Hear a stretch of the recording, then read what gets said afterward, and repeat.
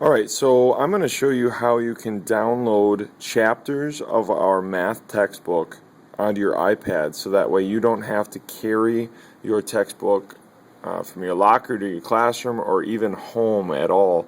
And you'll be able to access your textbook with or without the internet. You won't need it at all. We're going to download it to your iPad.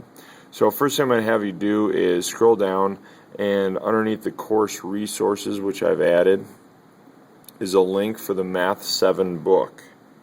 So we're going to click on that, and it's going to take us to another page. It explains a little bit here, but I'm actually going to upload this video so you'll be able to check that out. It says, once you download the file, you will open the file in iBooks. The chapter will be saved directly to your iPad, and you will not need access to the internet to be able to access your book. Click here to download chapters of our Math 7 textbook. So you go ahead and click on that link. It'll take you to a Dropbox page, because I've actually loaded all of the chapters of our textbook into Dropbox. I couldn't do the whole book as one file because that would just be too large.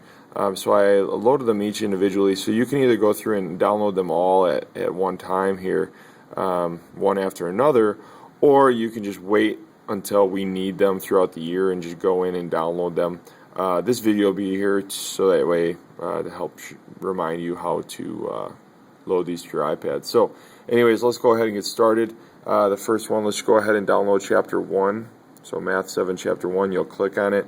The first chapter here is actually a really large file, so you notice it doesn't even load, but that doesn't really matter. We don't need it to load. You'll see there's like a little flag down in this corner here showing us that it's too large of a file. What we just want to do is download it. So we're just going to click on this download button right here.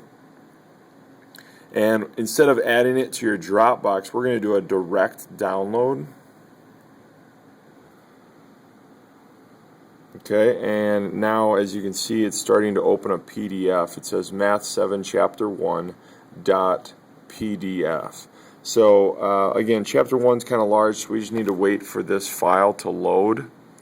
It will take a little bit, so you just have to kind of be patient.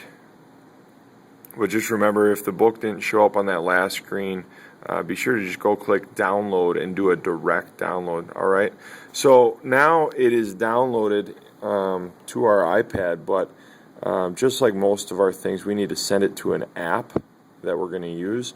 So in order to get those little boxes to pop up, we're going to touch the screen, and we're going to go ahead and open directly in iBooks. So we're going to save our math book in iBooks. So if you tap it, you can either say open in iBooks, or you can say open in and then choose iBooks.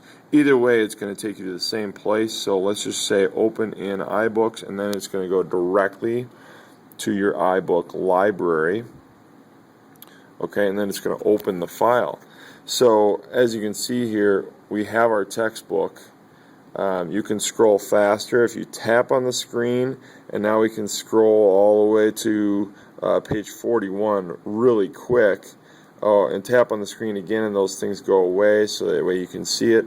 You can zoom in on your book and see your pages, see all the problems. It's really pretty clear. Zoom in as big as you need. Again, if you need to go to the front of the book, you tap on it. We can scroll quickly to that first page.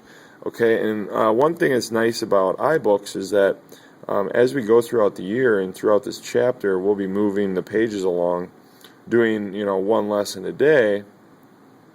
So when we get done with lesson 1-2, you'll have done problems on this page. When you're done, you can just tap it, say that you want to go to the library, and there it's stored in your library. Now as you fill this, you'll have chapter 1, 2, 3, 4, and so on. You can view this as a list, okay, so you see it like this, or you can see it like books on a shelf. Now keep in mind also, these are PDFs. It says PDFs right here. If in other classes you start using actual books, you might have to go back and forth and toggle between your connections, or sorry, your collections. So right now, books, I don't really have too many books in here, just some things that I created myself.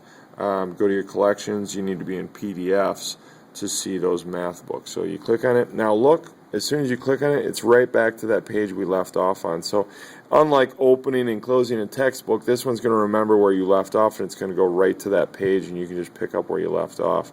So that's kind of nice. Again, we'll close that. If you wanted to go and download another one, again, this is the PDF screen. We'll close this window, and basically all you have to do here is click here to download.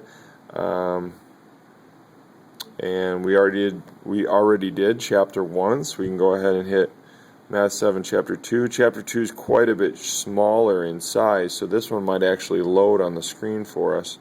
But if not, no big deal. All we got to do is hit download, direct download, and it's going to start downloading to our iPad.